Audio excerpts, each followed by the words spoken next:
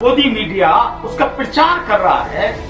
वो तो ऐसे कर रहा, पता नहीं जैसे कितना बड़ा तीर चला दिया हो मोदी जी, जैसे मतलब यहीं से जो चीन को जो सुट लिया हो, कुछ रहा ही नहीं, कहानी खत्म हो गई हो चीन की।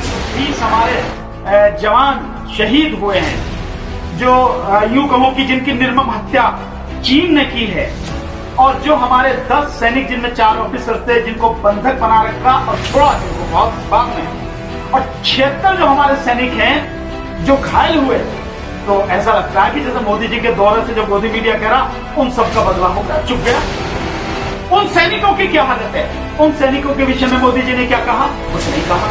चीन का नाम लिए बिना विस्तारवाद की आप बात कर रहे हैं, मानवता का विनाश करने का प्रयास।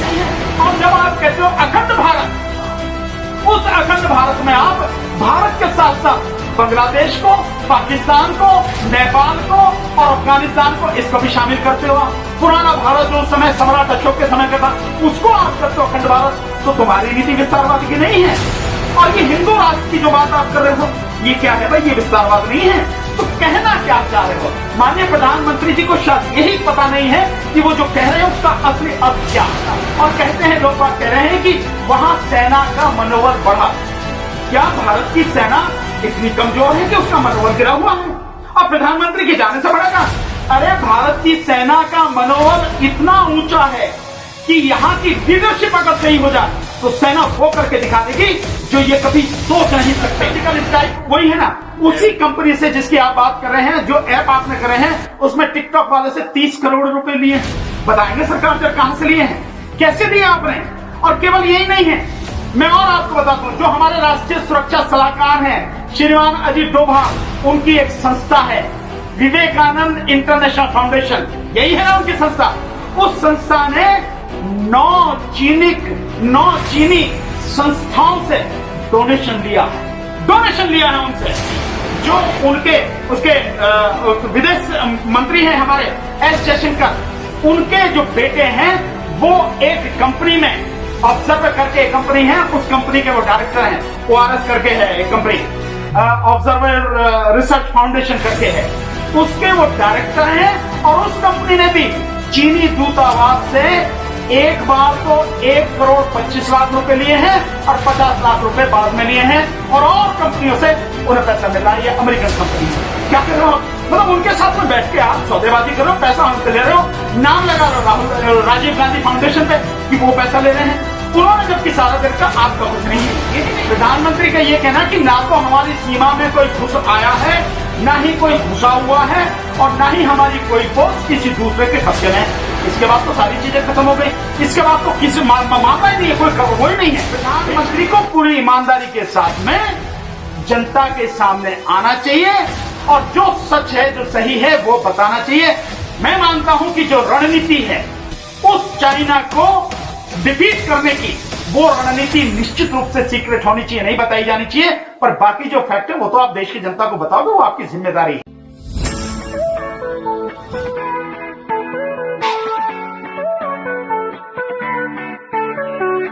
मोदी जी का जो लेह का दौरा है उसे आप कैसे देखते हैं? क्योंकि कई सवाल उस दौरे पे खड़े हो रहे हैं। देखिए, मोदी जी का जो दौरा है और जिस तरह से उनका गोदी मीडिया उसका प्रचार कर रहा है, वो तो ऐसे कर रहा, पता नहीं जैसे कितना बड़ा तीर चला दिया हो मोदी जी ने। जैसे मतलब यहीं से जो चीन को जो सुट लिया हो, कुछ रहा ही नहीं, कहानी खत्म हो गई हो चीन की, है ना। उसको जो ठीक करना था, जो 20 हमारे जवान शहीद हुए हैं, जो यूं कहो कि जिनकी निर्मम हत्या चीन ने की है, और जो हमारे 10 सैनिक जिनमें 4 ऑफिसर थे जिनको बंधक बना रखा और छोड़ा जिनको बहुत बाद में, और 76 जो हमारे सैनिक हैं जो घायल हुए। तो ऐसा लगता है कि जैसे मोदी जी के दौरे से जो मोदी मीडिया कह रहा उन सबका बदला हो गया, चुप गया। मोदी जी का लेह का दौरा इस देश की भोली भाली जनता की आंख में धूल झोंकने से ज्यादा और कुछ नहीं। जब आप सीमा पर जा रहे हैं, जहां आपके मतलब सेना की इतनी बड़ी क्षति हुई है, एक एक सैनिक को तैयार करने में देश का कितना समय और पैसा लगता है, आप इसको लगाओ। दूसरा, उसका पूरा परिवार सैनिक का बर्बाद हो गया, पूरा परिवार। मैं दावे के साथ कहता हूं कि ये सरकारें देखने भी नहीं जाती है और ये सरकार भी देखने नहीं जाएगी जो सैनिक शहीद हुए हैं उनके परिवारों को, उनके घरों को क्या उनकी हालत है। बस पहले दिन आए जब उनका शरीर आता है, अंतिम संस्कार धूमधाम से कर दिया जाता है, नारे लगाए जाते हैं, उसके बाद उनके परिवार की क्या स्थिति है कोई देखने नहीं जाता। मैं इसके लिए एक उदाहरण आपको देता हूं, आपको समझ में आ जाएगी। 21-22 साल हो गए कारगिल युद्ध को। कारगिल युद्ध में जिन सैनिकों के हाथ या पैर कटे या किसी तरह की गंभीर क्षति हुई, आज तक उन्हें उनका मुआवजा नहीं मिला। यहां तक कि सरकार ने उन अपने ही सैनिकों के खिलाफ उनके डिपार्टमेंट ने मुकदमे कर रखे हैं। 21-22 साल हो गई, उनकी हालत ये है। तो तुम देखने क्या जाओ, उन सैनिकों की क्या हालत है। उन सैनिकों के विषय में मोदी जी ने क्या कहा? कुछ नहीं कहा। चीन के विषय में आप एक शब्द नहीं बोल रहे हैं। क्यों नहीं बोल रहे हैं? जब इस मसले पर पूरा देश आपके साथ में है, हर कोई, हर पार्टी, छोटी बड़ी सारी पार्टी, सारे संगठन, सब लोग आपके साथ में खड़े, क्योंकि देश की बात अलग है और राजनीति बाकी जो है वो अलग है। हमारी राष्ट्रीय जनहित संघर्ष पार्टी भी पूरी ताकत से इस मसले पर, चीन के मसले पर सरकार के साथ कंधे से कंधा मिलाकर खड़ी है। तो मोदी जी बोलते क्यों नहीं? जब सारी पार्टियां खड़ी हैं तो मोदी जी को चीन का जो माकूल जवाब देना चाहिए। आपने 59 ऐप बंद कर दिए, तो क्या 59 ऐप 20 जवानों की शहादत का माकूल जवाब है, बदला है क्या 59 ऐप बंद करने से? और दूसरी बात यह है कि आप जो वहां जाके कह रहे हैं, चीन का नाम लिए बिना विस्तारवाद की आप बात कर रहे हैं। मैं पढ़ के सुनाता हूं, मैंने वो नोट कर लिया है। हूबहू जो एक्सेप्ट उन्होंने शब्द बोले हैं उससे थोड़ा सा आपको समझ में आ जाएगा कि क्या कह रहे हैं माननीय मोदी जी जो अपने उस भाषण। देखिए, कहते हैं मोदी जी, साथियों, विस्तारवाद का युग समाप्त हो चुका है। ये युग, इसी जो ये मैं लाइन आपको पढ़ रहा हूं, इसी को माना जा रहा है कि चाइना को इंगित करके किया, चाइना की तरफ इशारा करके कहा है और इशारों इशारों में समझा दिया। भाई तुम्हारे इशारे गजब के हैं, सब इशारों इशारों में समझाते थे। सो ये है वो बात जिसको, साथियों, विस्तारवाद का युग समाप्त हो चुका है। ये युग विकासवाद का है। तेजी से बदलते हुए समय में विकासवाद ही प्रासंगिक है, विकासवाद के लिए ही अवसर है और विकासवाद ही भविष्य का आधार भी है। बीती शताब्दियों में इसी तरह शब्द बोले उन्होंने, विस्तारवाद ने ही मानवता का सबसे ज्यादा हित किया, अहित नहीं बोला, हित किया, मानवता का विनाश करने का प्रयास किया। विस्तारवाद की जीत जब किसी पर सवार हुई है, उसने हमेशा विश्व शांति के सामने खतरा पैदा किया है। और साथियों, ये न भूलें, इतिहास गवाह है कि ऐसी ताकतें मिट गई हैं या मुड़ने के लिए मजबूर हो गई हैं। अब आप ये बताइए, विस्तारवाद कौन नहीं चाहता? रशिया क्या विस्तारवादी नहीं है? हालांकि हमारा दोस्त है, पुराना दोस्त है। हर मुसीबत के समय में रशिया ने हमारा साथ दिया, लेकिन इस सरकार ने उसका साथ छोड़ा और जब जरूरत पड़ी है तो जाके वहां सौदा करने गए। रक्षा मंत्री गए, जो MiG-21 का, MiG-29 का, Sukhoi 30 का सौदा करके आए हैं। सो विस्तारवादी उनकी भी नीति है। विस्तारवाद अमेरिका की सबसे बड़ी तो नीति अमेरिका की है। और मुझे खतरा इस बात का है, मैं आपको यह बताऊं कि जो अमेरिका के विदेश मंत्री हैं, उनका कहना यह है कि हम भारत और एशिया की तरफ अपनी सेनाएं भेज रही हैं। अगर किसी भी तरह से अमेरिका की सेना भारत आ गई मदद करने के नाम पर, तो आप मान लीजिए भारत हमेशा के लिए अमेरिका का गुलाम बन जाएगा। क्योंकि अमेरिका का ये इतिहास रहा है, जहां जहां उसने अपनी सेनाएं भेजी, उसके बाद में आज तक वो सेनाएं वहां से वापस नहीं आई है। और वो सेनाएं जो है वहीं पर बच जाती हैं, वहीं उनका खर्चा भी, शुरू में तो कहते नहीं कोई खर्चा नहीं चाहिए, बाद में पूरा खर्चा उन सेनाओं को उसी देश को देना पड़ता है। और वो जो वहां की नीतियां हैं उस देश की, उन नीतियों पर बहुत जबरदस्त प्रभाव डालते हैं, हस्तक्षेप करते हैं। ये स्थिति है। तो सरकार को यह भी ध्यान रखना चाहिए। मैं नहीं जानता हूं कि क्या स्थिति है, लेकिन ये न्यूज है और ये न्यूज बड़ी जबरदस्त इस समय चल रही है। तो इस न्यूज को, अगर इस न्यूज में जरा सी भी सच्चाई है, तो हमारे लिए चाइना से भी जबरदस्त खतरे की घंटी है। ये अमेरिका की सेना अगर हमारे यहां मदद के लिए आती है, तो मैं नहीं जानता हूं सरकार अगर ऐसा है तो कोई कदम न उठाए, सरकार इस पर गंभीरता से सोचे।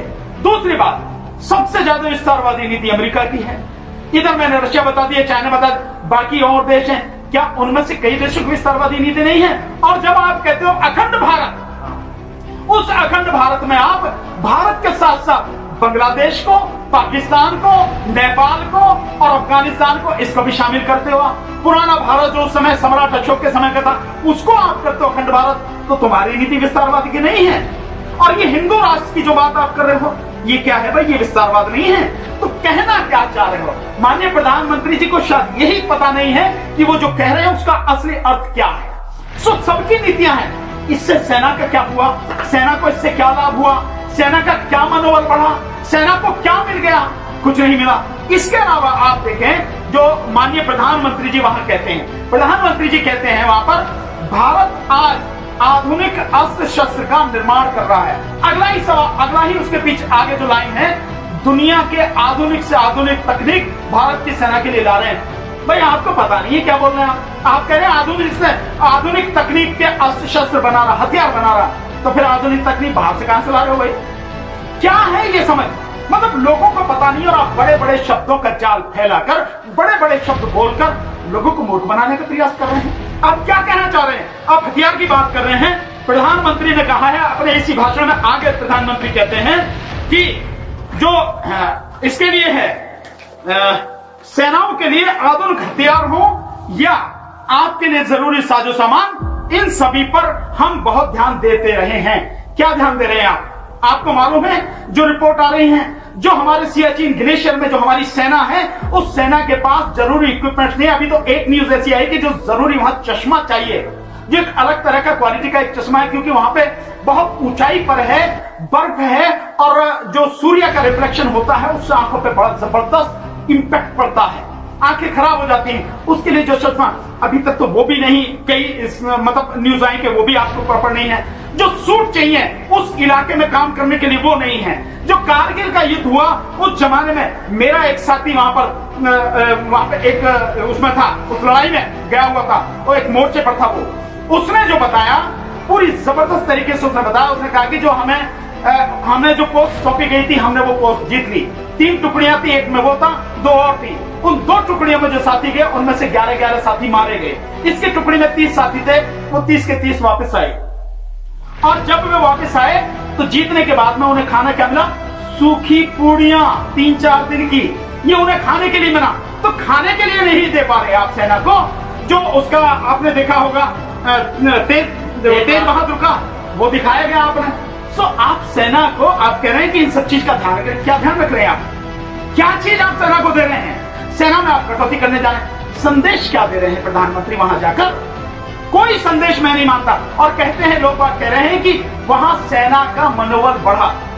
क्या भारत की सेना इतनी कमजोर है कि उसका मनोबल गिरा हुआ है?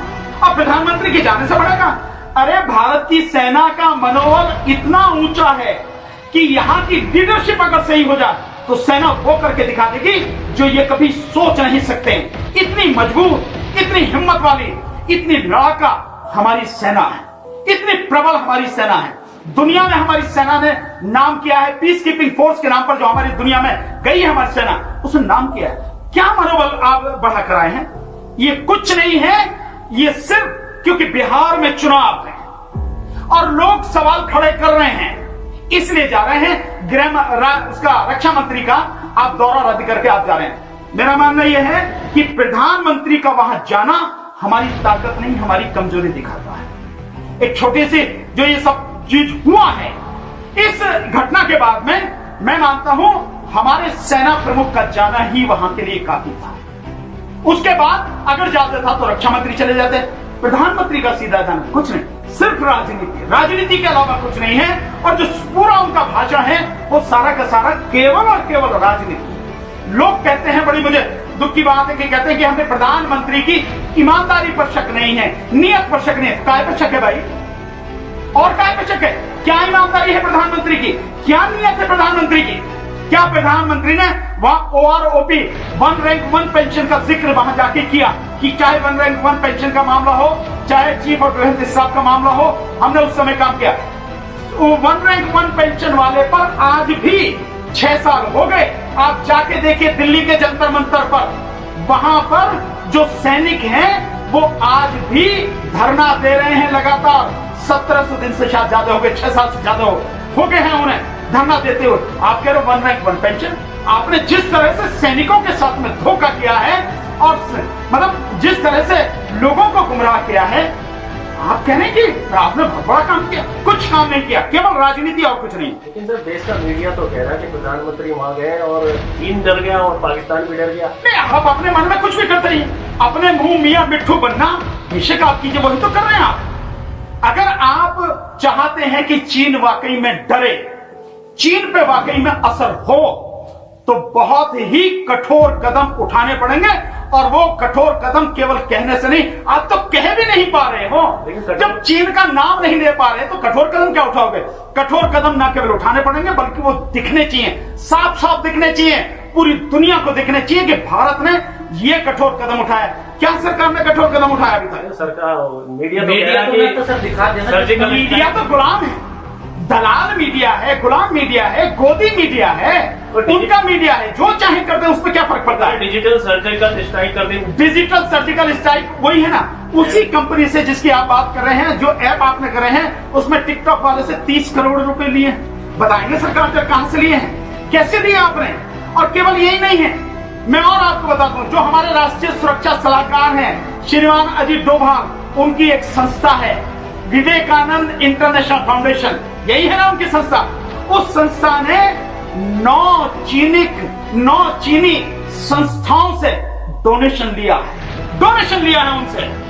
और यही नहीं, जो उनके उसके विदेश मंत्री हैं हमारे एस जयशंकर, उनके जो बेटे हैं वो एक कंपनी में ऑब्जर्वर करके एक कंपनी है, उस कंपनी के वो डायरेक्टर हैं। ORS करके है एक कंपनी, ऑब्जर्वर रिसर्च फाउंडेशन करके है, उसके वो डायरेक्टर हैं। और उस कंपनी ने भी चीनी दूतावास से एक बार तो 1 करोड़ 25 लाख रुपए लिए हैं और 50 लाख रुपए बाद में लिए हैं। और कंपनियों से उन्हें पैसा मिल रहा है। ये अमेरिकन कंपनी है। क्या कर रहे हो आप? मतलब उनके साथ में बैठ के आप सौदेबाजी कर रहे हो, पैसा हमसे ले रहे हो, नाम लगा रहे हो राजीव गांधी फाउंडेशन पे कि वो पैसा ले रहे हैं। उन्होंने जबकि सारा दिन का आपका कुछ नहीं है। यही नहीं, कई जो चीनी कंपनियां हैं उन्होंने पीएम केयर फंड में पैसा दिया है और ये बाकायदा रिकॉर्ड है। प्रधानमंत्री डिनाई करें, बताएं क्यों लिया पैसा उनसे, कैसे लिया पैसा? कठोर कदम ये होता है कि चीन के साथ में जो हमारा व्यापार है, सैनिक जो हमारा जो विकल्प है, मैं समझता हूं वो विकल्प सही समय के लिए हमें रखना चाहिए, तैयारी हमारी होनी चाहिए, सही समय के लिए होनी चाहिए। लेकिन सबसे पहला जो कठोर कदम है कि चीनी सरकार और चीनी कंपनियों के साथ जो भी हमारे रिश्ते हैं वो रिश्ते हमारे खत्म किए जाएं, उनके साथ करार बिल्कुल खत्म किए जाएं, चाहे उसमें फायदा हो नुकसान, इसकी बात नहीं है। जब देश के मान सम्मान के स्वाभिमान की बात है तो हमें वो रिश्ते खत्म करने पड़ेंगे। आप देखिए, रिलायंस का चीनी कंपनियों के साथ समझौता, उसका अडानी का चीनी कंपनियों के साथ समझौता, विप्रो का समझौता, इन्फोसिस का समझौता, और कितनी ही कंपनियां हैं, एक नहीं है, कितनी ही कंपनियां हैं जिनके जो है उनके साथ में समझौते हैं। तो कर क्या रहे आप? क्या कदम उठाए? सरकार ने कोई कदम नहीं उठाया, केवल इस देश की जनता की आंख में धूल झोंकी है प्रधानमंत्री ने लेह लद्दाख का दौरा करके, और कुछ नहीं। प्रधानमंत्री जी जो कह रहे थे कि वहाँ ना कोई आया है चीन का, ना कोई पोस्ट कर दिया, फिर प्रधानमंत्री जी वहाँ क्यों गए? निश्चित रूप से नहीं जाना चाहिए था, मैंने इसीलिए तो बताया। ये इस सेंटेंस के बाद में वहां जाने का कोई मतलब ही नहीं है, क्योंकि कुछ हुआ नहीं। प्रधानमंत्री का ये कहना कि ना तो हमारी सीमा में कोई घुस आया है, ना ही कोई घुसा हुआ है, और ना ही हमारी कोई पोस्ट किसी दूसरे के कब्जे में है। इसके बाद तो सारी चीजें खत्म हो गई। इसके बाद तो किसी मामला ही नहीं है, कोई वो ही नहीं है। बेशक प्रधानमंत्री इन सब चीजों को डिनाई कर रहे हैं कि जो सैटेलाइट से जो इमेज ली जा रही है उससे जो पता लग रहा है कि चीन कितना घुसाया, और जो पत्रकार हैं, फौज के रिटायर्ड जनरल और लेफ्टिनेंट जनरल वगैरह हैं, ब्रिगेडियर हैं, कर्नल से, वो जो रिपोर्ट दे रहे हैं कि वो जो है पेंगोंग झील के इलाके में 8 किलोमीटर अंदर घुस आया, वेबसांग के इलाके में 18 किलोमीटर अंदर घुस आया, वो आगे जो है एक जो गलवान की घाटी है, जहां पहले एक टेंट था, अब उसकी जगह परमानेंट और बड़ा टेंट बना लिया और फिंगर 4 पे ही हमें रोक दिया। हम फिंगर 2 पे हैं, जबकि हम फिंगर 8 तक हम जाते थे वहां पे गश्त करने। और ऊपर जो हमारा गोल्डी है, जो गोल्डी वो हमने वो बनाई है एयर, जो एक एयर पट्टी जो हमने बनाई है, वहां तक हम जा नहीं सकते। वो सॉरी, वहां तक जो है उसके पास भी आके वो चीन बैठा हुआ है, वहां से करीब 3-4 किलोमीटर की दूरी पर है, उसको भी हमारे वो खतरा है। सो हम कर क्या रहे हैं, क्या बताना चाहते हैं? प्रधानमंत्री इन सारी चीजों को नकार रहे हैं। ये स्थिति है तो मैं ये मानता हूं कि प्रधानमंत्री को पूरी ईमानदारी के साथ में जनता के सामने आना चाहिए और जो सच है, जो सही है, वो बताना चाहिए। मैं मानता हूं कि जो रणनीति है उस चाइना को डिफीट करने की, वो रणनीति निश्चित रूप से सीक्रेट होनी चाहिए, नहीं बताई जानी चाहिए। पर बाकी जो फैक्ट है वो तो आप देश की जनता को बताओगे, वो आपकी जिम्मेदारी है।